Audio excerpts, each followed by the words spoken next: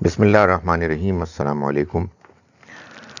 ہمیں آج سورہ آل عمران کی آیت نمبر 102 سے اپنا سبق شروع کرنا ہے۔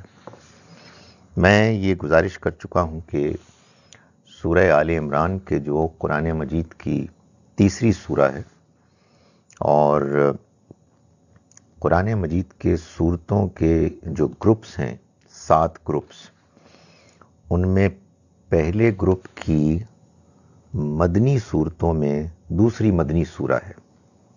یہ بات آپ جانتے ہیں، میں یہ بات بار بار بیان کر چکا ہوں کہ اللہ تعالیٰ نے قرآن مجید کو جس طرح سے ترتیب دیا، وہ اب اپنی اس ترتیب میں جو مختلف خوبیاں رکھتا ہے، ان میں ایک بڑی نمایاں خوبی یہ ہے کہ اس کے 7 سورتوں کے گروپس ہیں۔ ہر گروپ میں اس کا لحاظ رکھا گیا ہے کہ اس کی ابتدا میں ایک یا ایک سے زیادہ مکی صورتیں ہوں، اور اس کے اختتام میں ایک یا ایک سے زیادہ مدنی صورتیں ہوں۔ تو یہ مکی مدنی صورتوں پر مشتمل قرآن مجید کے 7 گروپس ہیں۔ پہلا گروپ ایک مکی سورہ سورہ فاتحہ سے شروع ہوتا ہے، اور اس میں 4 طویل مدنی صورتیں ہیں: البقرہ، آل عمران، النساء اور المائدہ۔ قرآن کا ایک دوسرا پہلو پریزنٹیشن کا یہ ہے کہ اس میں 6 صورتوں کی ایکسیپشن کے علاوہ، جو کسی نہ کسی وجہ سے مستثنیٰ ہیں اس قاعدے سے، بقیہ تمام 108 صورتیں 54 جوڑوں پر مشتمل ہیں۔ چنانچہ قرآن مجید کی صورتوں کا پہلا گروپ 2 جوڑوں پر مشتمل ہے: البقرہ، آل عمران اور النساء اور المائدہ۔ البقرہ اور آل عمران میں جو جوڑے ہونے کے مختلف پہلو ہیں، ان میں ایک نمایاں پہلو یہ بھی ہے کہ دونوں صورتیں جو بڑی طویل صورتیں ہیں، سورہ بقرہ 286 آیات پر مشتمل ہے، سورہ آل عمران 200 آیات پر مشتمل ہے، دونوں صورتیں تقریباً 2 برابر کے حصوں میں تقسیم ہیں۔ دونوں صورتوں کا پہلا حصہ اہل کتاب کو دعوت دے رہا ہے، اور دونوں صورتوں کا دوسرا حصہ مسلمانوں کو خطاب کر رہا ہے۔ آپ کہیے ایمان لانے والوں کو دعوت دے رہا ہے کہ وہ اپنی اصلاح کریں اور اللہ کے پیغام کے مطابق زندگی گزاریں۔ ہم سورہ آل عمران کے اب دوسرے حصے کو شروع کر چکے ہیں۔ یہ سورہ مبارکہ 200 آیات پر مشتمل ہے، اور اس کا پہلا حصہ 99 نمبر آیت پر پورا ہوا، اور اب ہم 100 سے آنورڈز دوسرا حصہ پڑھ رہے ہیں۔ اب مجھے آیت نمبر 102 پڑھنی ہے، کہ جو ہمارے آج کے سبق کے آغاز کی آیت ہے۔ اعوذ باللہ من الشیطان الرجیم، بسم اللہ الرحمن الرحیم۔ یا ایھا الذین آمنوا اتقوا اللہ حق تقاتہ ولا تموتن الا وانتم مسلمون۔ ایمان والو، اللہ کا تقوی اختیار کرو جیسا کہ اس کا تقوی اختیار کرنے کا حق ہے، اور دیکھو تمہیں ہرگز موت نہ آئے مگر اس حال میں کہ تم فرما بردار ہو۔ جن لوگوں کو نکاح کے عمل سے گزرنے کا شرف حاصل ہوا ہے، میں مردوں کی بات کر رہا ہوں، انہوں نے یہ آیت شاید سنی ہو سکتا ہے کہ نکاح کے خطبے کے موقع پہ وہ اتنے نروس ہوں یا غیر متوجہ ہوں کہ انہوں نے غور نہ کیا ہو، لیکن دوسروں کے نکاح پر تو سنا ہی ہوگا۔ خواتین کا میں اس لیے ذکر نہیں کر رہا کہ بدقسمتی سے نہ جانے کیوں خواتین دلہن بیچاری موجود ہی نہیں ہوتی، اور ایک عجیب دوغلی پالیسی ہوتی ہے کہ وہ جو خطبے کے موقع پر اس کی موجودگی اور پھر اس کے بعد دعا کے موقع پر ضروری ہوتی ہے، اس وقت تو کہیں اس کو چھپا کے رکھا ہوا ہوتا ہے، اور جیسے ہی یہ فارمیلٹی پوری ہوتی ہے تو پوری سج دھج کے ساتھ موسیقی کے ساتھ وہ رونما ہوتی ہیں۔ یہ عجیب سی چیز ہے، معلوم نہیں کیا کیا ہمارے ہاں مسائل ہیں۔ اس آیہ مبارکہ کو اس خطبے میں بھی اس لیے رکھا گیا ہے، خطبہ نکاح میں، کہ یہ بڑی غیر معمولی آیت ہے۔ ہم کو اس میں اللہ تعالیٰ نے وہ یاد دہانی کرائی ہے، وہ تلقین کی ہے کہ جو حقیقت واقعہ ہے کہ زندگی بھر یاد رکھنے کی ہے۔ پچھلی آیت میں اللہ تعالیٰ نے یہ فرمایا تھا کہ وَمَن يَعْتَصِم بِاللَّهِ، جو اللہ کو مضبوطی سے تھامے رکھے گا، فقد ہدی الی صراط مستقیم، تو وہی سیدھے راستے کی ہدایت پائے گا، اسی نے سیدھے راستے کی ہدایت پائی۔ اب یہاں یہ بتایا جا رہا ہے کہ یہ اللہ کو مضبوطی سے تھامنے کا مطلب کیا ہے؟ ظاہر ہے کہ وہ مطلب تو نہیں ہے کہ جو لٹرلی سمجھ میں آتا ہے، تو اس کی حقیقت کیا ہے؟ فرمایا کہ اس کی حقیقت یہ ہے کہ تم اللہ سے ڈرو حق تقاتہ، جیسا کہ اس سے ڈرنے کا حق ہے۔ اس سے ڈرنے کا حق ہے کا کیا مطلب ہے؟ اس کو واضح کیا اللہ تعالیٰ نے ایک اور مقام پر سورہ تغابن میں، جہاں یہ فرمایا کہ فاتقوا اللہ ما استطعتم، اللہ سے ڈرو جتنا کہ تمہارے لیے ممکن ہے۔ سورہ تغابن سورہ نمبر 64 ہے، 64، اور اس کی آیت نمبر 16 ہے۔ اللہ سے ڈرو جیسا کہ اس سے ڈرنے کا حق ہے، جتنا تمہارے لیے ممکن ہے۔ کیوں؟ اس کی کئی وجوہات ہیں۔ ایک وجہ تو یہ ہے کہ جو احسانات اللہ کے ہم بندوں پر ہیں وہ کسی اور کے نہیں ہیں، ہو ہی نہیں سکتے۔ باقی سب احسانات اللہ ہی کے ہیں، اللہ کی مہربانی سے ہم تک پہنچے ہیں مختلف واسطوں سے۔ تو اتنی شفیق، محسن، مہربان ہستی کی نافرمانی کرنا بڑی شرم کی بات ہے۔ آدمی کو شرمسار ہونا چاہیے اس بات پر کہ میں اللہ کی نافرمانی کر رہا ہوں۔ دوسری وجہ یہ ہے کہ اللہ نے جس چیز سے بھی ہم کو روکا ہے، ہمارے بھلے ہی کے لیے روکا ہے۔ ہماری اپنی شخصیت، ہمارے اپنے دنیاوی مقاصد، مصلحتوں ہی کے پیش نظر اس نے ہمیں وہ باتیں بتائی ہیں جو ہماری اپنی بہتری کے لیے ہیں۔ اللہ سے سب سے زیادہ ڈرنا چاہیے، جیسا کہ اس سے ڈرنے کا حق ہے، اس لیے بھی کہ اللہ ہر جگہ موجود ہے، سب کچھ دیکھتا ہے، سب کچھ جانتا ہے، دلوں کے احوال سے بھی وہ واقف ہے۔ اس سے بچ کے جائیں گے تو کہاں جائیں گے؟ کہیں نہیں جا سکتے۔ اور اللہ سے ڈرنا چاہیے جیسے کہ اس سے ڈرنے کا حق ہے، اس لیے کہ اللہ کی پکڑ بہت سخت ہے۔ اگر کوئی شخص اللہ کے آگے اکڑ جائے، سرکشی اختیار کر لے، تو بچے گا نہیں، وہ نہیں بچے گا۔ یہی ہو سکتا ہے کہ انسان اللہ کی نافرمانی کرے اور پھر اس کے آگے گر جائے، بچ جائے، اور وہ نافرمانی بھی بس ایسی ہوگی کہ وقتی طور پر ایک غفلت طاری ہو گئی۔ تو یہاں سے بات شروع کی، فرمایا کہ ایمان والو اللہ سے ڈرو جیسا کہ اس سے ڈرنے کا حق ہے۔ وَلَا تَمُوتُنَّ إِلَّا وَأَنْتُمْ مُسْلِمُونَ، اور دیکھو تمہیں موت نہ آئے مگر اس حال میں کہ تم فرما بردار ہو۔ آیت کا یہ ٹکڑا بتا رہا ہے کہ یہ سفر آسان نہیں ہوگا. ایسا نہیں ہے کہ آپ نے ایک دن فیصلہ کیا کہ آج سے میں اللہ سے ڈرنے والا بنتا ہوں، بس اب کچھ نہیں ہوگا. نہیں ہوگا.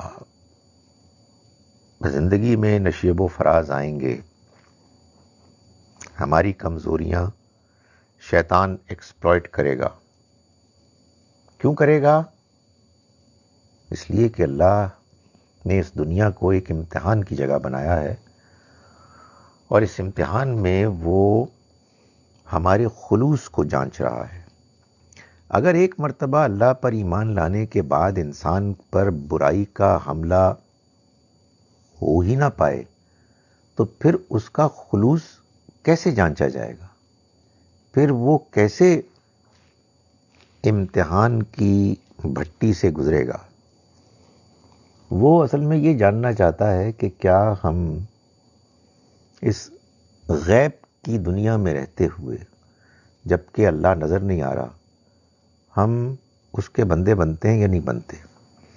تو فرمایا کہ دیکھو تمہیں موت نہ آئے مگر اس حال میں کہ تم فرما بردار ہو، یعنی اللہ کی نافرمانی سے بچتے رہو. موت تو کسی وقت بھی آ سکتی ہے، اور اگر کوئی گڑبڑ ہو گئی ہے تو فوراً توبہ کر لو. جیسے ہی ہوش میں آؤ، جیسے ہی احساس ہو کہ زیادتی ہو گئی ہے تو اسی وقت توبہ کرو. اس لیے کہ موت کا تو کچھ نہیں پتا. کتنی عجیب بات ہوگی کہ بندے کو اللہ کا فرشتہ لینے کے لیے آ جائے اور وہ کوئی گھٹیا کام کر رہا ہو، وہ اس کی نافرمانی کر رہا ہو.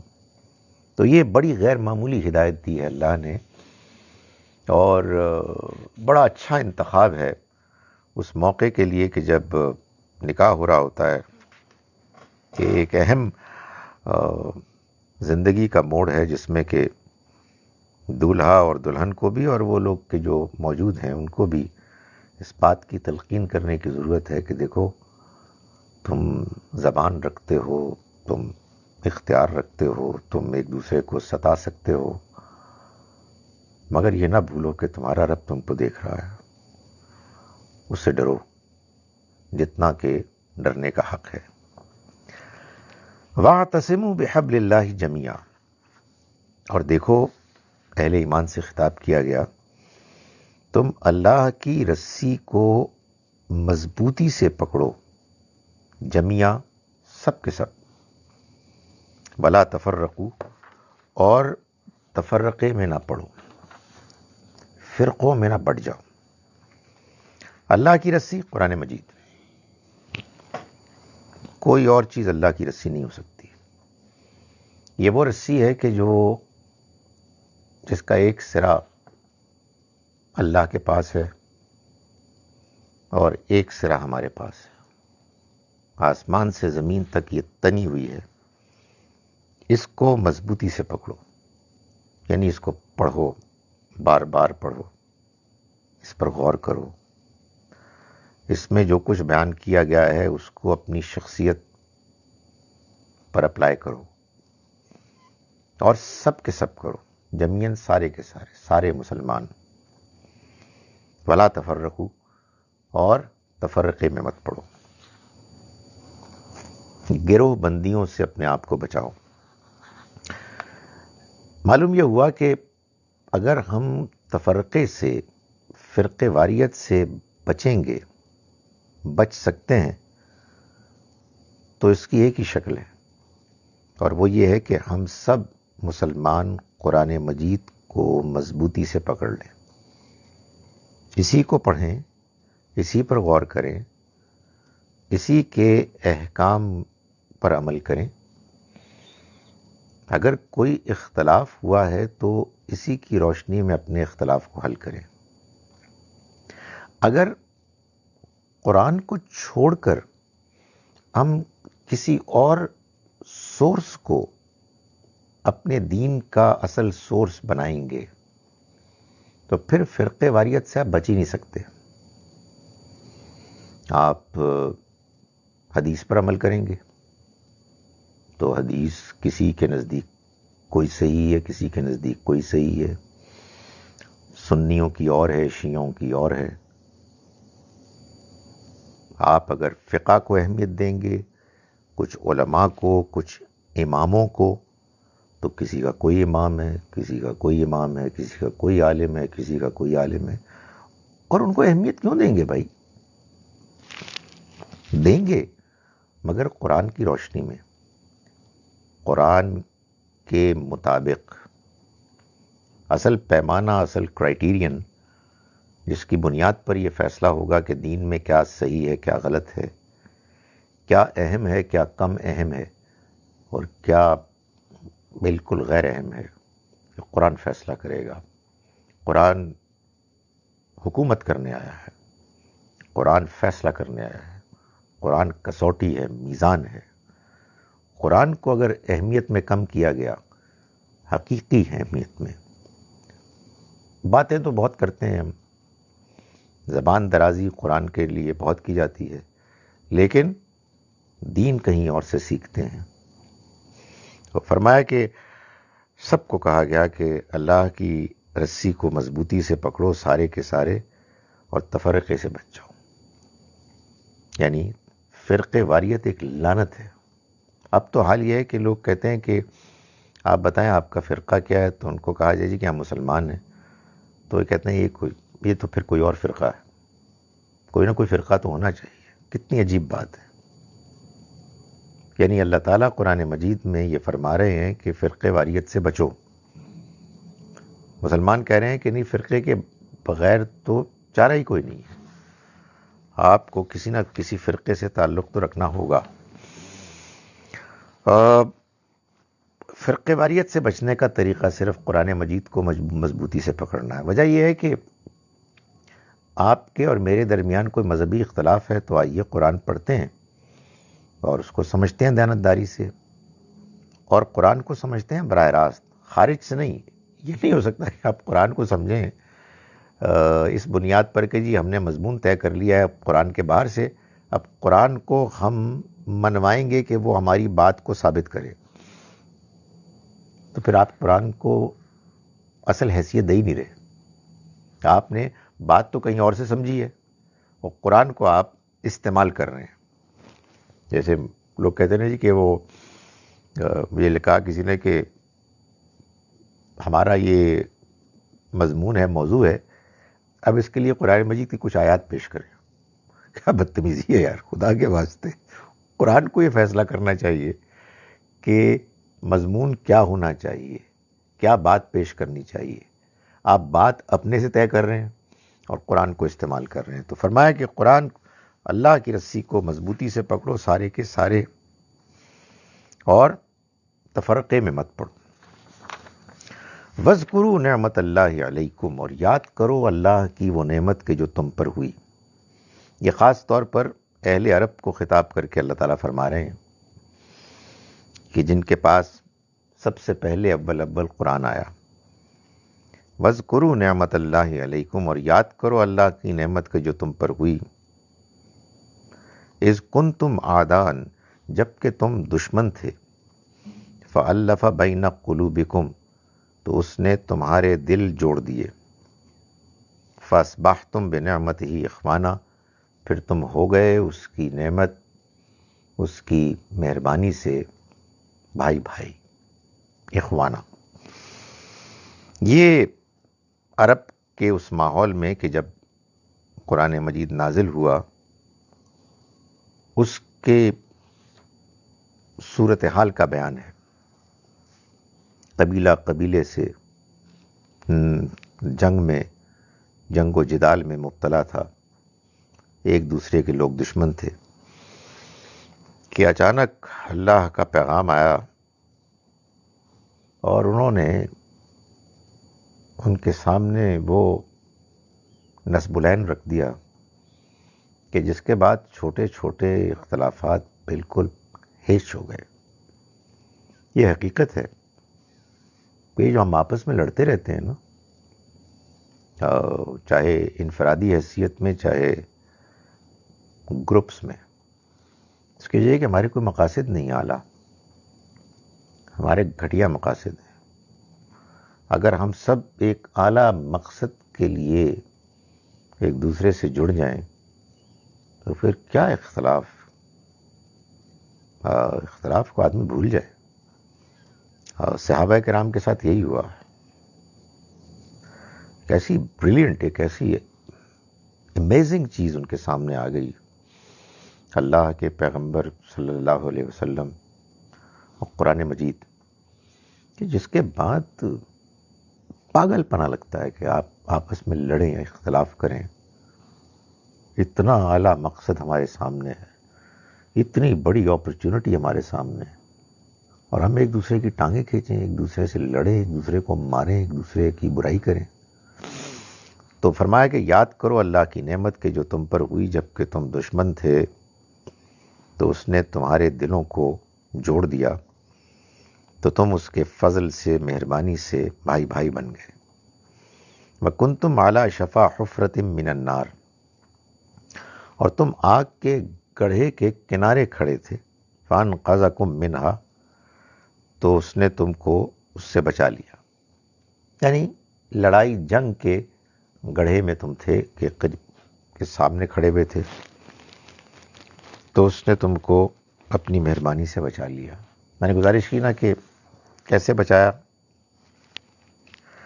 ان کے سامنے وہ روشنی آ گئی جس کے بعد ان کو احساس ہو گیا کہ ہم کیا کر رہے تھے یار.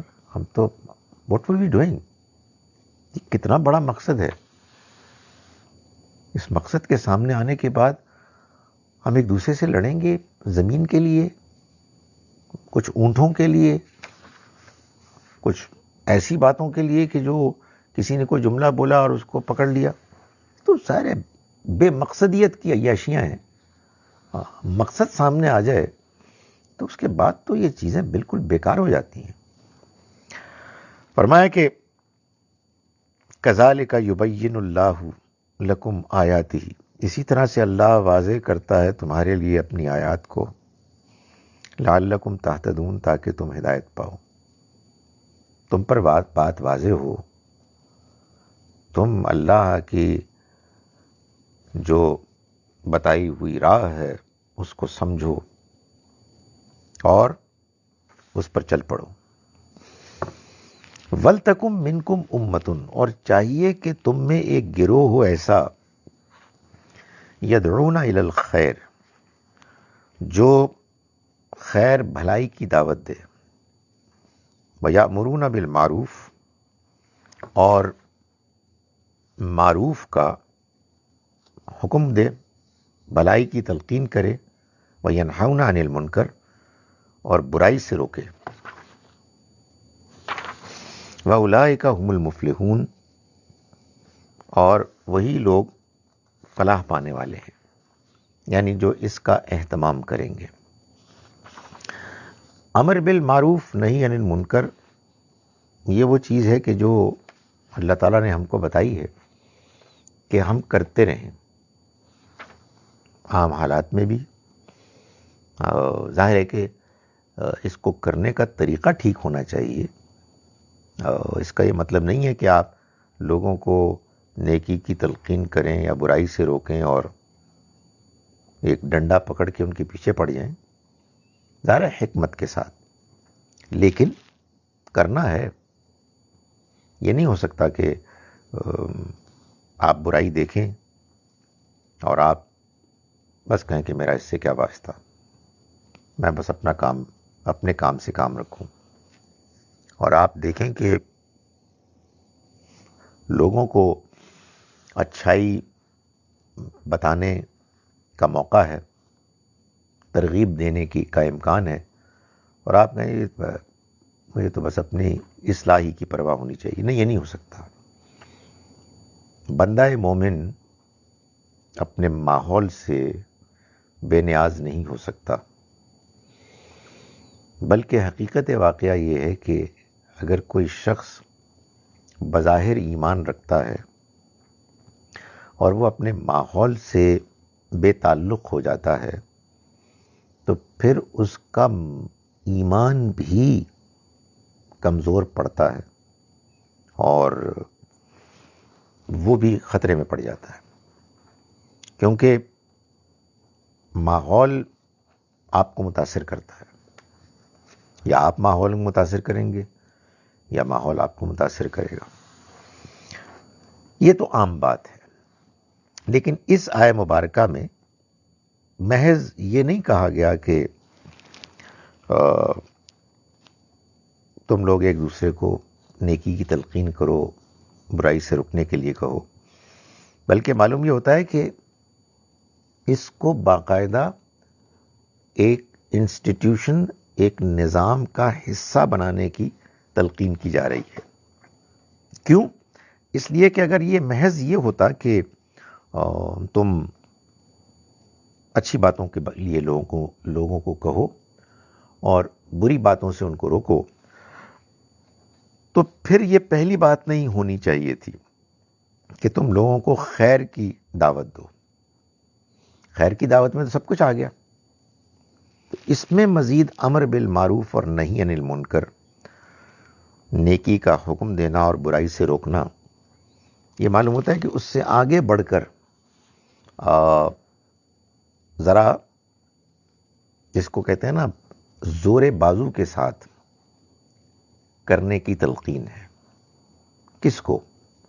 فرد کو نہیں، فرد کو تو یہ اختیاری حاصل نہیں ہے، نظام کو. معلوم یہ ہوتا ہے کہ یہاں اللہ تعالیٰ یہ فرما رہے ہیں کہ دیکھو تمہارا ایک نظام اجتماعی ہونا چاہیے. جب اللہ کی توفیق سے تم بھائی بھائی بن گئے اور ایک مسلمان معاشرہ وجود میں آ گیا، تو اب یہ مسلمان معاشرہ، اسے اسلامی معاشرہ بننا ہے. اور اسلامی معاشرے بننے کے لیے یہ ضروری ہے کہ تمہارے اس نظام میں خیر کی دعوت دینے کا اہتمام ہو، خیر کی طرف بلانے کا اہتمام ہو، نیکی کی تلقین، نیکی کی طرف میلان کا انتظام ہو اور برائی سے روکنے کا اہتمام ہو. مسلمان جو سلطنت ہونی چاہیے، اس میں جو ہمیں نبی اکرم صلی اللہ علیہ وسلم کے طریقے سے معلوم ہوا اور پھر وہی طریقہ رائج بھی ہوا، اس میں خاص طور پر دو چیزوں کا اہتمام ہے. ایک جمعے کا خطبہ. یہ آپ کو معلوم ہے نا کہ یہ جو موجودہ جمعے کا خطبہ ہے، یہ اصل میں مسلمان حکمران کی ذمہ داری ہے، اس کا حق ہے. وہ اپنے رعایا کے سامنے کھڑا ہوگا، اس لحاظ سے جواب دہ ہوگا ہر ہفتے، ہر جمعے. آج بھی جمعے کا دن ہے، اور وہ ان کو تلقین کرے گا خطبے میں. یہ ہے یدعون الی الخیر، یہ اس کو کرنا چاہیے. یہ بات مجھ کو سمجھ میں نہیں آتی تھی، اب مجھے سمجھ میں آئی ہے تو میں آپ کو بتا رہا ہوں، اور میں آج سے اس کا اہتمام کروں گا. ہر چیز کے جاننے کا ایک وقت ہوتا ہے کہ یہ جو جمعہ ہم پڑھتے ہیں، چاہے کسی مسلمان معاشرے میں پڑھ رہے ہیں، چاہے کسی غیر مسلم معاشرے میں جہاں مسلمان مائنورٹی میں ہیں، تو سوائے اس کے کہ آپ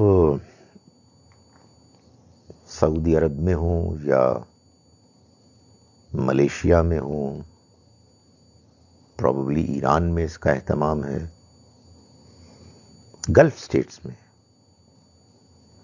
جہاں جہاں حکمران اس کا اہتمام کر رہے ہیں باقاعدہ، تو وہ تو بالکل عین اللہ کی منشا کے مطابق ہے. یعنی اس میں باقی خرابیاں اور قطع نظر ان کی اصلاح کے اور طریقے ہیں.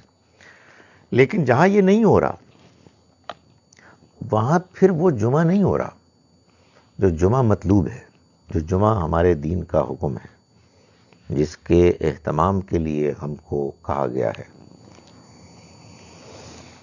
پھر کیا ہم جمعہ نہ پڑھیں؟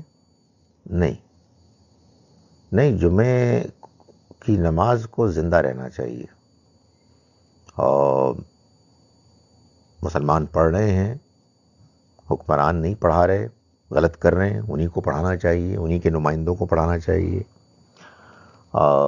علماء پڑھا رہے ہیں تو بہرحال یہ ایسے ہی ہے جیسے کہ آپ کا پانی نہیں ہے تو آپ وضو تو نہیں کر سکتے لیکن تیمم تو کریں گے، تو یہ تیمم ہو رہا ہے. مگر میں نے گزارش کی کہ مجھے ابھی یہ بات سمجھ میں آئی ہے کہ یہ وہ جمعہ نہیں ہے، یہ تو مجھے معلوم تھا. چنانچہ جمعے کو ہم پڑھیں گے لیکن بھئی یہ جمعہ تو وہ جمعہ ہے ہی نہیں، تو پھر ہم اپنے ظہر کے 4 رکعتیں بھی پڑھیں گے، وہ جو عام طور پر ہم پڑھتے ہیں، اس لیے کہ اصل جمعہ تو نہیں ہے. مجھے بات سمجھ میں آ گئی ہے، اس لیے میں آج سے انشاءاللہ اس کا اہتمام کروں گا. تو میں گزارش یہ کر رہا تھا کہ یہ خیر کی طرف بلانا، یہ حکمران کرے گا، اس کے نمائندے کریں گے جمعے میں. اور امر بالمعروف اور نہی عن المنکر، اس کے لیے مسلمانوں کی پولیس کا ڈپارٹمنٹ ہے، محکمہ، جو اس بات کو انشور کرے گا اچھے طریقے سے، حکمت کے ساتھ. لیکن جہاں زور بازو کی ضرورت پیش آئے گی تو اس کا بھی استعمال ہوگا کہ لوگوں کو اچھائی کے لیے کہا جائے، اس کو اختیار کرنے کو، اور برائی، جرائم، قانون کی خلاف ورزی سے روکا جائے. تو یہ اہتمام ہے کہ جو اب تمہیں کرنا ہے. فرمایا اولئک واولئک هم المفلحون، یہی لوگ ہیں جو فلاح پانے والے، یعنی جنہوں نے اس کا اہتمام کیا، جو اپنے نظام میں اس کو شامل کرنے میں کامیاب ہوئے، وہی ہیں کہ جو اللہ کے ہاں کامیاب قرار پائیں گے، فلاح پائیں گے. یعنی ہمیں کوشاں رہنا چاہیے کہ ایک ایسا معاشرہ ہم ترتیب دیں، خاص طور پر ان ممالک میں، ان علاقوں میں جہاں مسلمانوں کی میجورٹی ہے یا بڑی تعداد ہے، اس میں اس بات کا اہتمام کیا جائے گا. اور اسی سے فلاح، اسی سے کامیابی ہے جو اجتماعی شکل میں سامنے آئے گی. وَلَا تَكُونُوا كَالَّذِينَ تَفَرَّقُوا، اور مت ہو جاؤ تم ان لوگوں کی مانند کہ جو تفرقے میں پڑ گئے، یعنی مذہبی گروہ بندیاں اختیار کر لیں. وَاخْتَلَفُوا، اور انہوں نے اختلاف کیا، مِن بَعْدِ مَا جَاءَهُمُ الْبَيِّنَاتُ، اس کے بعد، اس کے باوجود کہ ان کے پاس کھلی نشانیاں آئیں. وَأُولَئِكَ لَهُمْ عَذَابٌ عَظِيمٌ، اور یہ وہ لوگ ہیں کہ جن کے لیے بڑا عذاب ہے. کھلی نشانیاں آ جانے کے بعد اختلاف ہی اصل میں تفرقہ ہے. یعنی آپ کسی فرقے کو جب بلونگ کرتے ہیں تو معلوم ہے کیا چیز اس کو فرقہ بناتی ہے؟ جو چیز اس کو فرقہ بناتی ہے وہ یہ ہے کہ آپ کہتے ہیں نہیں میں تو دیوبندی ہوں تو میں تو ایسے ہی کروں گا، میں بریلوی ہوں میں تو ایسے ہی کروں گا، میں حنفی ہوں میں تو ایسے ہی کروں گا، میں سنی ہوں میں ایسے کروں گا، میں شیعہ ہوں میں ایسے. یا خدایا آپ مسلمان ہیں یا نہیں ہیں؟ What do you mean? آپ یہ تو کہہ سکتے ہیں کہ بھائی میں قرآن کو ایسے سمجھاؤں، یا مجھے فلاں عالم کی بات جو قرآن کی تشریح کر رہے تھے ایسے سمجھ میں آئی ہے، تو چلیں اس پہ تو گفتگو ہو سکتی ہے. لیکن آپ کہتے ہیں جی کہ میں بہت سنتا ہوں، لوگ مجھے اپروچ کرتے ہیں جی کہ وہ ہم نے اس نے میرے شوہر نے مجھے طلاق دی ہے، آپ بتائیں طلاق ہوئی ہے نہیں، ہم حنفی ہیں. ابھی مجھے کسی نے کہا کہ وہ ایک صاحب فوت ہوئے ہیں تو ان کی تقسیم وراثت ہے تو اس میں کچھ شیعہ ہیں اور کچھ سنی ہیں، تو اب بتائیں کیا ہوگا؟ کیا ہوگا بھائی؟ آپ مسلمان ہیں یا نہیں ہیں؟ آپ کو یہ پوچھنا چاہیے کہ قرآن مجید کے مطابق کون سی بات ہے کہ جو اس معاملے میں اپلائی ہوگی. یقیناً اختلاف ہو سکتا ہے، اختلاف ہوگا تو ڈسکشن ہو جائے گی، لیکن جب آپ کے اوپر یہ چیز سوار ہوگی کہ میں تو کمیٹڈ ہوں دیوبندیت کے لیے، میں تو شیعہ ہوں، میں تو فلاں ہوں، تو پھر اسلام کہاں رہ گیا؟ اس کا مطلب یہ کہ آپ یہ کہہ رہے ہیں کہ میں دوسری بات سننے کے لیے تیار ہی نہیں ہوں. فرمایا کہ ولا تکونوا، مت ہو جاؤ کالذین، ان لوگوں کی طرح تفرقو، جنہوں نے تفرقہ کیا، جو فرقوں میں بٹ گئے، واختلفوا، اور اختلاف کیا، من بعد ما جاءہم البینات، اس کے بعد بھی کہ واضح نشانیاں آ گئیں. یعنی مطلب یہ ہے کہ انہیں کوئی دلچسپی نہیں کہ وہ اللہ کی نشانی، اللہ کی آیات وہ کیا ہیں، وہ تفرقے میں پڑ گئے. اے مسلمانوں، تم ان میں شامل نہ ہو، تم اپنے آپ کو اس سے بچاؤ، یہ ایک لعنت ہے. تم صرف مسلمان ہو، اور مسلمان ہوتے ہوئے اختلاف ہو جائے گا لیکن تفرقہ نہیں ہوگا کہ آپ you take pride in seeing کہ میں فلاں ہوں، میں فلاں ہوں. بھائی میری مجبوری ہے کہ میں دیوبندی ہوں، میری مجبوری ہے کہ میں بریلوی ہوں، جب تک مجھے صحیح بات یا اصل بات سمجھ میں نہ آئے. سو بائی ڈیفالٹ یقیناً ہمارے اپنے کچھ بیک گراؤنڈز ہوتے ہیں، لیکن ایک مسلمان کی اپروچ یہ ہونی چاہیے کہ مجھے آپ بات سمجھائیں، اور اس میں جذباتی ہونے کی ضرورت نہیں ہے. یعنی اپنے گروہی اٹیچمنٹ کے ساتھ اتنی جذباتی لگاؤ ہو جائے کہ آپ دوسری بات ہی نہیں سن رہے، تو اس کا مطلب تو وہی ہے جو قرآن کہہ رہا ہے کہ واضح نشانیاں آ جانے کے بعد باوجود وہ اختلاف کر رہے ہیں. تو آپ نشانیاں دیکھنے کے لیے تیار نہیں ہیں، آپ بات کو سننے کے لیے تیار نہیں ہیں. فرمایا اولئک لہم عذاب عظیم، یہ وہ لوگ ہیں کہ جن کے لیے بڑا عذاب ہے، بڑی سخت بات ہے. یہ خدا کے دین کو پانے کے بعد آپ کہہ رہے ہیں کہ میں تو حنفی ہوں. مطلب کیا ہے اس کا یار؟ اس کا تو بڑی عجیب بات ہے. یہ یوم تبیض وجوہ وتسود وجوہ،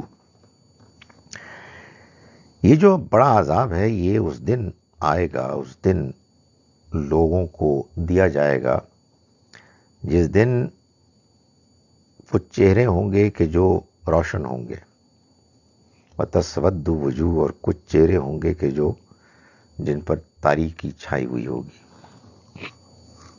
مایوس ہوں گے.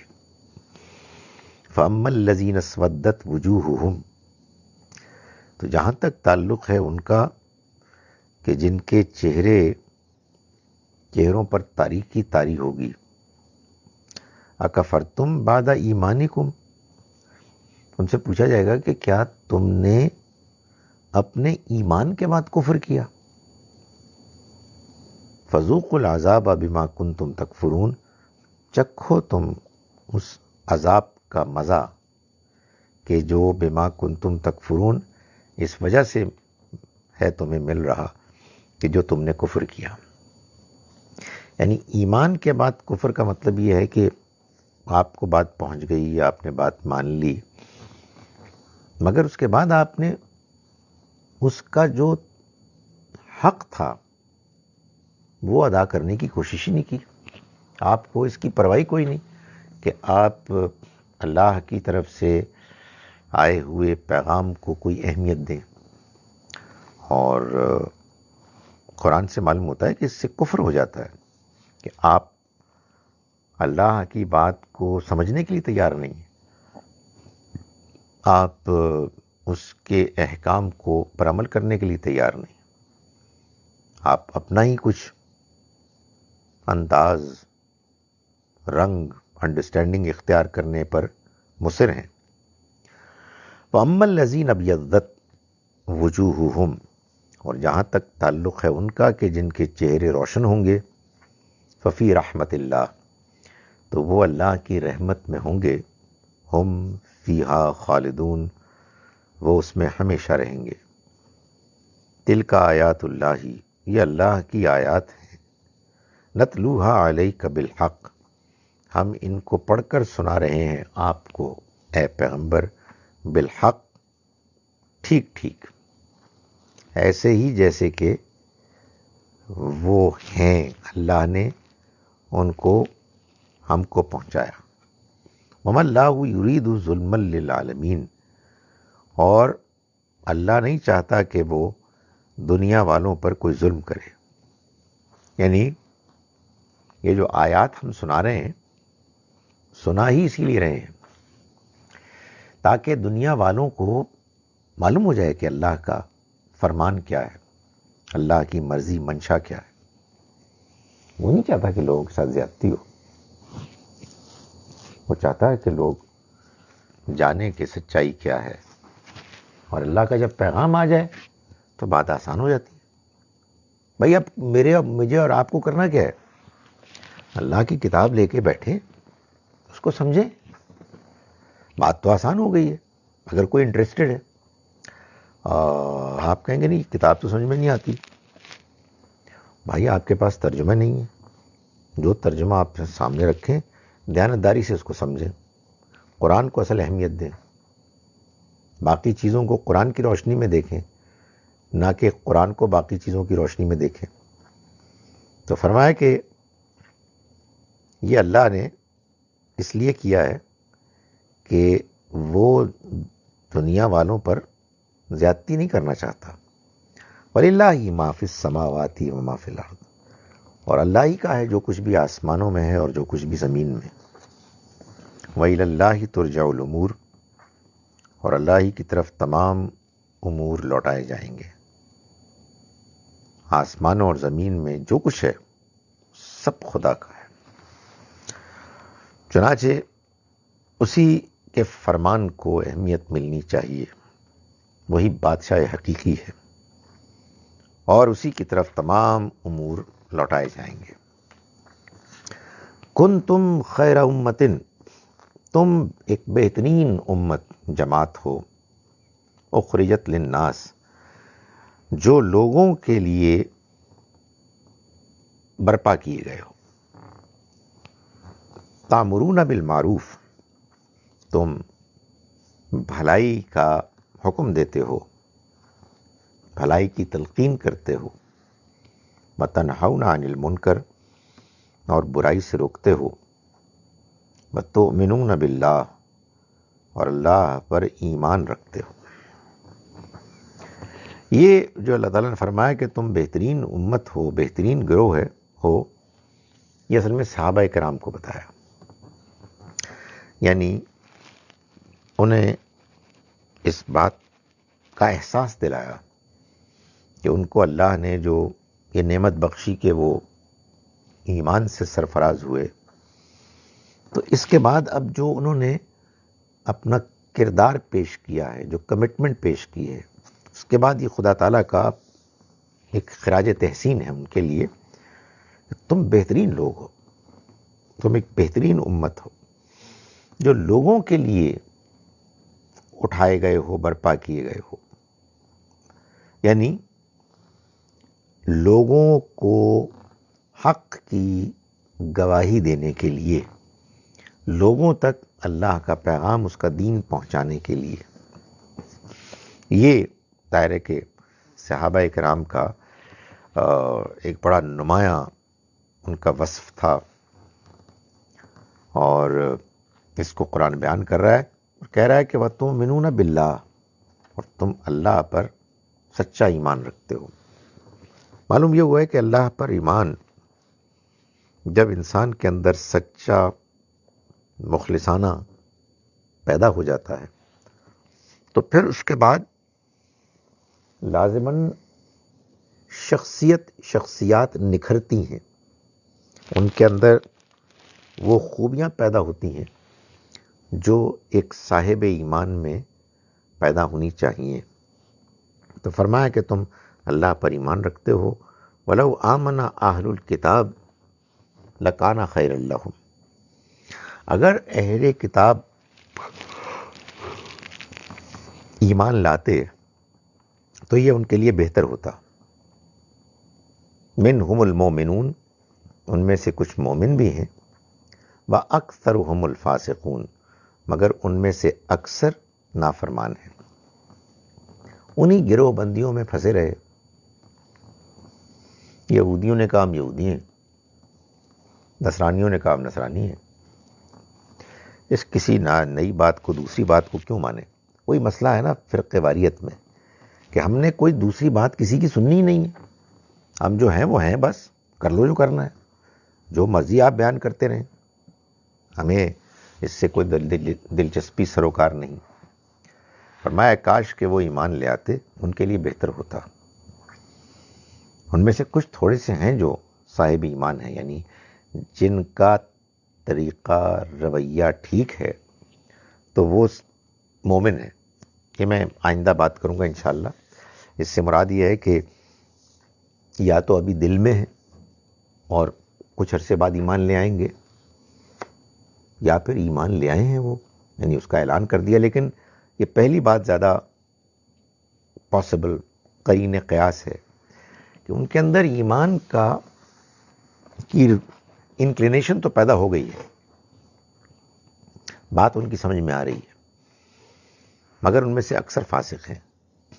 یہ میں اس لیے کہہ رہا ہوں، آئندہ بھی میں گزارش کروں گا کہ اگر وہ مسلمان ہو جاتے تو پھر تو اہل کتاب میں ان کو شامل کرنے کی ضرورت ہی کوئی نہیں تھی، مسلمان ہو گئے، مگر ابھی نہیں ہوئے، ہو جائیں گے، اس لیے کہ وہ فاسق نافرمان نہیں ہے۔ جو فاسق اور نافرمان ہے، غلط کام کرتا ہے، اس کے لیے ایمان لانا بہت مشکل ہے، اس لیے کہ ایمان لانے کے لیے تو سچا ہونا ضروری ہے۔ ایمان سے مراد وہ دل کا ایمان۔ لن یضروک الا اذی، وہ تمہیں کچھ اذیت نہیں پہنچا سکتے، الا اذی سوائے تھوڑی،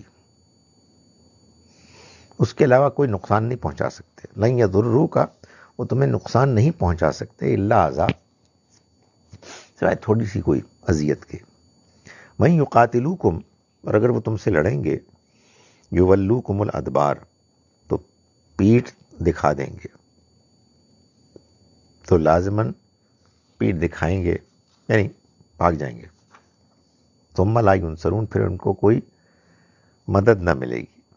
یہ خدا تعالیٰ کا طریقہ ہے کہ جب کوئی گروہ حق پر نہیں ہوتا تو جو گروہ حق پر ہے اس کے مقابلے میں وہ بے بس ہو جاتا ہے۔ تو اللہ تعالیٰ نے فرمایا کہ ان کے ساتھ بھی یہی ہوگا، اور ایسا ہی ہوا۔ سرزمین عرب میں ان کو پھر کوئی جگہ نہیں ملی، اور تتر بتر ہو گئے، نکال دیے گئے، وغیرہ وغیرہ۔ ضربت علیہم الذلہ، انہیں ذلت کی مار پڑے گی۔ اینما ثقفوا، انہیں وہ جہاں بھی دیکھے جائیں گے، جہاں بھی پائے جائیں گے، الا بحبل من اللہ، سوائے اس کے کہ وہ اللہ کی رسی کو پکڑ لیں، اللہ کے دین کو پکڑ لیں تو پھر اس رسوائی سے بچ جائیں گے۔ وحبل من الناس، اور انسانوں کی رسی پکڑ لیں، یعنی ان انسانوں کی جنہوں نے اللہ کی رسی پکڑی، یعنی ایمان لے آئے۔ وباؤوا بغضب من اللہ، اور یہ لوٹے اللہ کے غضب کے ساتھ، یعنی مطلب یہ ہے کہ لوٹنا تو چاہیے تھا اللہ کی مہربانی لے کے، اللہ کی رحمت لے کے، لیکن یہ اس کا غضب لے کے لوٹے۔ وضربت علیہم المسکنہ، اور ان کے اوپر مسلط کر دی گئی، تھوپ دی گئی پست ہمتی، وہ دلیری، وہ سب بہادری جو ایک بندہ مومن کے ساتھ وابستہ ہوتی ہے، وہ اس سے محروم ہو جائیں گے، کیونکہ انہوں نے ایمان کا، سچائی کا راستہ چھوڑ دیا۔ ذالکا، یہ کیوں ہوا؟ ذالکا بانہم کانوا یکفرون بآیات اللہ، یہ اس لیے ہوا کہ یہ اللہ کی آیات کا انکار کرتے رہے یعنی اللہ کی آیات کو کوئی اہمیت نہیں دیتے تھے، مذاق اڑاتے، اگنور کرتے، اس پر عمل نہ کرتے. یہ انکار ہی ہے. لوگوں کا خیال یہ ہے کہ انکار ہونے کے لیے آدمی کا غیر مسلم ہونا ضروری ہے. نہیں، غیر مسلم بھی بیچارے بہت سے بہت اچھے ہیں، اور مسلمان بھی بہت سے بہت ہی بیکار ہیں. تو اس کا تعلق رویے سے ہے، ایٹیچیوڈ سے. تو وہ انکار کیا کرتے اللہ کی آیات کا. وَيَقْتُلُونَ الْأَنْبِيَاءَ بِغَيْرِ حق، اور وہ قتل کرتے نبیوں کو بغیر حق کے، بغیر کسی جسٹیفیکیشن کے. ذالک، اور یہ یعنی کیسے ہوا؟ ذالک بما عصوا، اس لیے ہوا کہ انہوں نے نافرمانی کی، وکانوا یعتدون، اور وہ حد سے آگے بڑھتے رہے. ایک نافرمانی تو ہوتی ہے نا کہ جو آدمی کرتا ہے اور شرمندہ ہوتا ہے اور معافی مانگتا ہے، اور ایک نافرمانی وہ ہوتی ہے کہ پھر وہ کرتا چلا جاتا ہے، وہ حدود توڑنے لگتا ہے. اس کا نتیجہ یہ نکلتا ہے کہ پھر آدمی کے اندر خدا کا خوف ختم ہو جاتا ہے.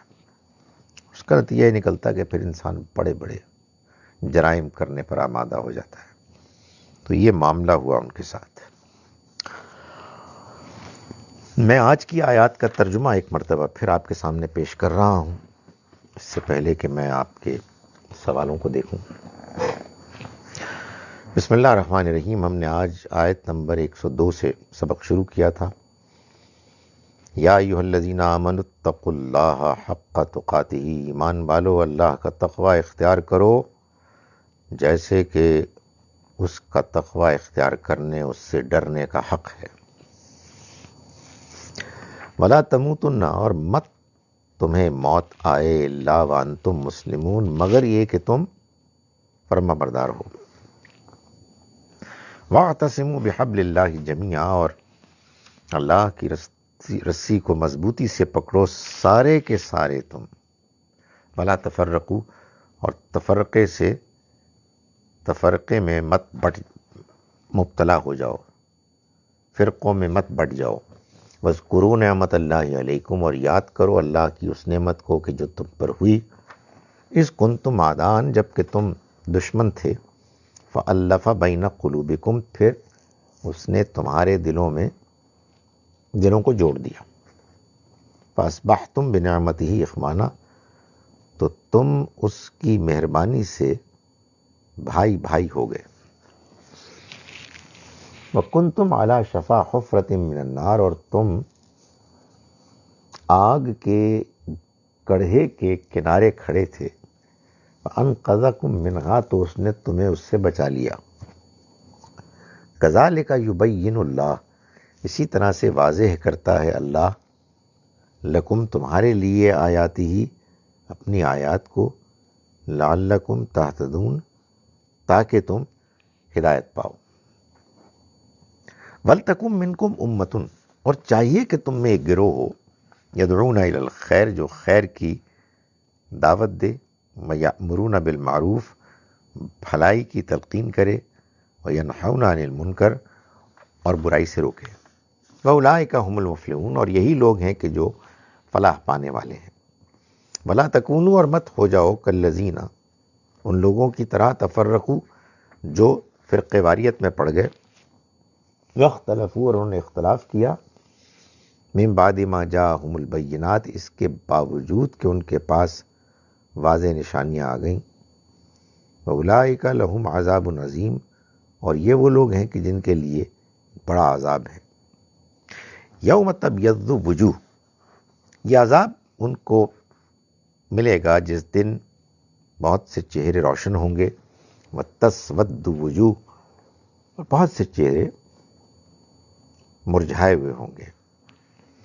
فاما الذین اسودت وجوہہم، جہاں تک تعلق ہے ان کا کہ جن کے چہروں پر تاریکی چھائی ہوگی، ان سے پوچھا جائے گا، اکفرتم بعد ایمانکم، کیا تم نے اپنے ایمان لانے کے بعد انکار کیا؟ فذوقوا العذاب، تو چکھو عذاب کا مزہ، بما کنتم تکفرون، اس وجہ سے کہ جو تم کفر انکار کیا کرتے تھے. اما الذین ابیضت وجوہہم، اور رہے وہ کہ جن کے چہرے روشن ہوں گے، ففی رحمت اللہ، تو وہ اللہ کی رحمت میں ہوں گے، ہم فیہا خالدون، وہ اس میں ہمیشہ رہیں گے.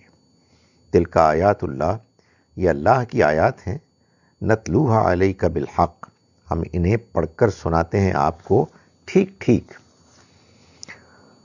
وما اللہ یرید ظلما للعالمین، اور اللہ جہان والوں پر زیادتی نہیں کرنا چاہتا. وَلِلَّهِ مَا فِي السَّمَاوَاتِ وَمَا فِي الْأَرْضِ، اور اللہ ہی کا ہے جو کچھ بھی آسمانوں میں ہے اور جو کچھ بھی زمین میں. وَإِلَى اللَّهِ تُرْجَعُ الْأُمُورُ، اللہ ہی کی طرف معاملات لوٹنے والے ہیں. کنتم خیر امتن، تم ایک بہترین گروہ ہو، اخرجت للناس، جو لوگوں کے لیے نکالا گیا، برپا کیا گیا. تأمرون بالمعروف، تم معروف کا مشورہ دیتے ہو، وتنہون عن المنکر، اور برائی سے روکتے ہو. وأولئک وتؤمنون باللہ، اور تم اللہ پر ایمان رکھتے ہو. ولو آمن اہل الکتاب، اگر اہل کتاب ایمان لاتے، لکان خیر لہم، تو یہ ان کے لیے بہتر ہوتا. منہم المومنون، ان میں سے بعض مومن بھی ہیں، اکثرهم الفاسقون، اور ان میں سے اکثر فاسق نافرمان ہیں. لن یضرکم الا اذی، مسلمانوں تمہیں نہیں نقصان پہنچا سکتے سوائے تھوڑی اذیت کے. وَإِن یقاتلوکم، اور اگر وہ تم سے لڑیں گے، یولوکم الادبار، تو وہ تمہیں پیٹھ دکھا دیں گے، پیٹھیں دکھا دیں گے. ثم لا ینصرون، پھر ان کی مدد نہیں کی جائے گی. ضربت علیہم الذلہ، ان کے اوپر ذلت مسلط کر دی گئی. اینما ثقفوا، جہاں کہیں بھی وہ پائے جائیں. الا بحبل من اللہ، سوائے اس کے کہ وہ اللہ کی رسی کو پکڑ لیں. وحبل من الناس، اور لوگوں کی رسی کو پکڑ لیں، یعنی ان سے معاہدوں میں آ جائیں وہ لوگ کہ جنہوں نے اللہ کی رسی کو پکڑ لیا. باؤ بغضب من اللہ، اور وہ لوٹے اللہ کا غضب لے کر. ضربت علیہم المسکنہ، اور ان کے اوپر پست ہمتی مسلط کر دی گئی. جناب اب میں آپ کے سوالات کو لیتا ہوں.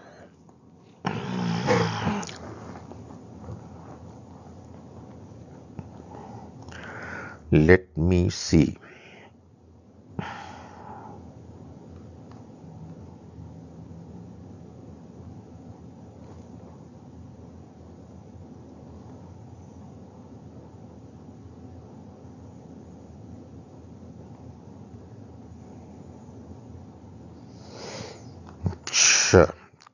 سوالات.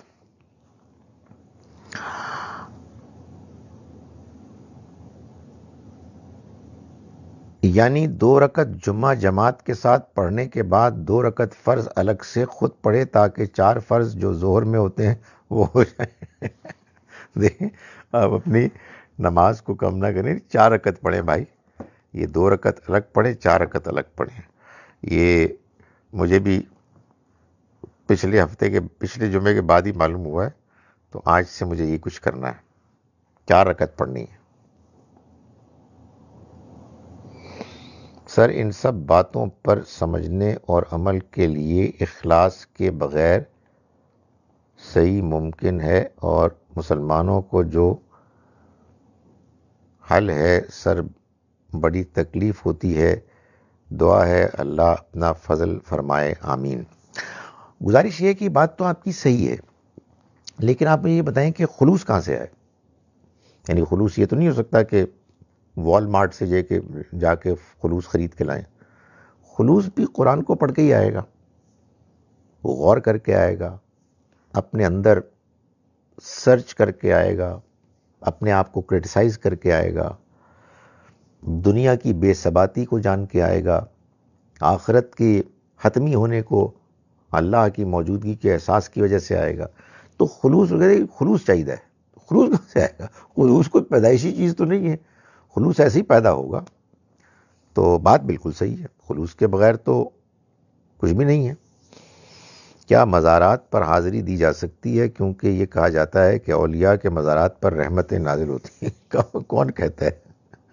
میں تو یہ کہتا ہوں کہ اولیاء کو دفن ہونا چاہیے تھا قبرستانوں میں، ان کے الگ سے مزارات بنائے کیوں گئے ہیں؟ برکت ہے خدا کے کلام میں، برکت ہے اللہ کی کتاب میں، برکت ہے اللہ کے پیغمبر صلی اللہ علیہ وسلم کی سنت میں، اور ان کے اس اسوہ حسنہ میں کہ جو قرآن اور سنت کی روشنی میں جس کو ہم دیکھیں۔ مزاروں پہ تو بھائی آپ جائیں گے تو کیا کرنے جائیں گے؟ یعنی آپ کے خیال میں وہاں جا کے آپ کو زیادہ ملے گا تو پھر تو اللہ تعالیٰ کو بتانا چاہیے تھا ایسا۔ غالب گمان یہی ہے کہ آپ ان سے مانگیں گے، صاحب مزار سے بچیں گے کیسے آپ؟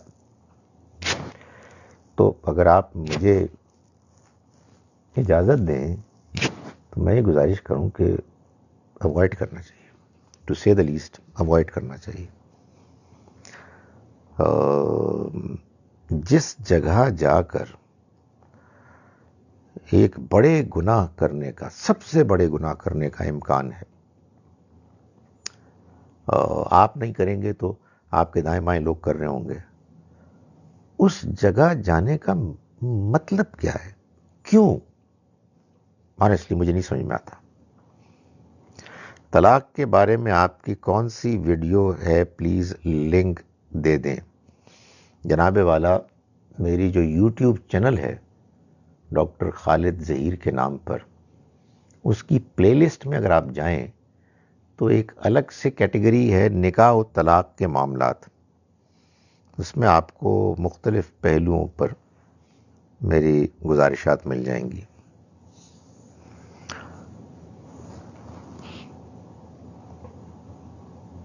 ظہر کی 4 رکعتیں، جناب ایصال ثواب کا درست طریقہ کیا ہے؟ ایصال ثواب کا کوئی درست طریقہ نہیں ہے، اس لیے کہ ایصال ثواب ہو ہی نہیں سکتا۔ آپ اپنے والدین بزرگوں کے لیے دعا کریں، اللہ آپ کی دعا سنے گا، اور اگر اس کے قانون کے مطابق ان کے لیے اس دعا کی قبولیت کا کوئی امکان ہوگا وہ کر لے گا۔ باقی یہ کہ میں کسی کے لیے قرآن مجید پڑھوں یا کسی کے لیے ہسپتال بناؤں، قرآن مجید پڑھنا کسی کے لیے تو بالکل ہی غلط کام ہے۔ آپ اپنے لیے پڑھیں، وہ تو دنیا سے رخصت ہو گئے۔ ہسپتال آپ بے شک بنا لیں ان کے نام کا، ثواب آپ ہی کو ملے گا۔ ان کو تو ثواب اس چیز کا ملے گا کہ جو انہوں نے اپنی زندگی میں آپ کو اچھائی سکھانے کے لیے کیا۔ کیا جمعے 2 رکعت الگ سے ہیں؟ بھائی یہ میں نے ایسے ہی آپ کو ایک اوپینین بتایا جو مجھے اب صحیح لگتا ہے۔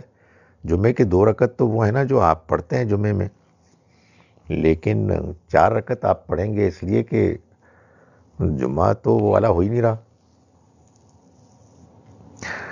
Is there any hope of getting rid of the cultural practices regarding nikah and other marriage practices in our part of the world which are not in line with the Quran? آپ مجھ سے سچی سچی پوچھے نہیں ہیں تو اللہ معاف کرے، کوئی ہوپ نہیں۔ جس طرح سے لوگوں کی دلچسپیاں ہوتی ہیں، آپ یہ سوچئے کہ اس کووڈ-19 کے زمانے میں جب لوگوں کو معلوم ہے کہ ایک دوسرے کے ساتھ قریب آ کے بغیر ماسک کے بات کرنے سے بھی بیمار آدمی ہو سکتا ہے، اس میں لوگوں نے ایسے دھوم دھڑکے کے ساتھ شادیاں کیاں کر رہے ہیں۔ وہ اللہ سے تو ہر طرح کی خیر کی امید رکھنی چاہیے اور کوشش بھی کرنی چاہیے، لیکن جو ہمارے حالات ہیں اس میں کوئی نہیں نظر آتا امکان۔ Referring to Ayat 103, Quran is the rope of Allah and final authority to solve the differences, but we see that every sect has its own interpretation of the Holy Quran and logic to prove their school of thought. میں یہی تو گزارش کر رہا ہوں کہ ایک یہ کہ آپ قرآن مجید پڑھیں اور خلوص کے ساتھ یہ فیصلہ کریں کہ قرآن کو ہم سمجھیں گے خارج کے کسی انفلوئنس کے بغیر، تب آپ قرآن کو پڑھ رہے ہیں، ورنہ تو قرآن کو آپ اپنے زور سے دبا رہے ہیں کہ تم نے یہ والی بات کرنی ہے۔ ابھی پچھلے 1-2 لیکچرز پہلے میں نے غالباً سورہ آل عمران کی آیت نمبر 55 میں مسیح علیہ السلام کے بارے میں یہ بتایا تھا کہ اللہ تعالیٰ نے فرمایا کہ میں تمہیں وفات دینے والا ہوں اور تمہیں اپنے پاس اٹھانے والا ہوں، اور تمہارے ماننے والوں کو تمہارے انکار کرنے والوں پر غلبہ دینے والا ہوں قیامت کے دن تک کے لیے۔ جو میں نے اس کا ترجمہ کیا، مطلب بتایا، اکثر لوگ ایسا نہیں کرتے، اس لیے کہ وہ قرآن کے باہر سے یہ مان چکے ہیں کہ مسیح علیہ السلام فوت نہیں ہوئے، ان کو زندہ اٹھا لیا گیا ہے۔ اس کے بعد کچھ نہیں ہو سکتا،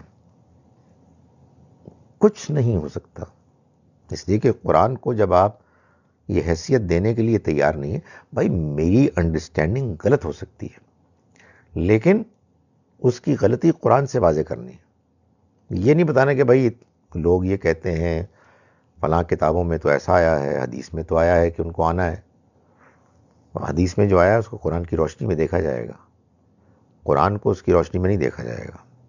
سو اصل میں یہ جو لاجک ہے، یہ کیا لاجک ہے؟ یا تو آپ نے قرآن کو پڑھنا ہے قرآن کو سمجھنے کے لیے، تو پھر آپ کے ڈفرنسز قرآن کہہ رہا ہے ریزالو ہو جائیں گے، قرآن کہہ رہا ہے۔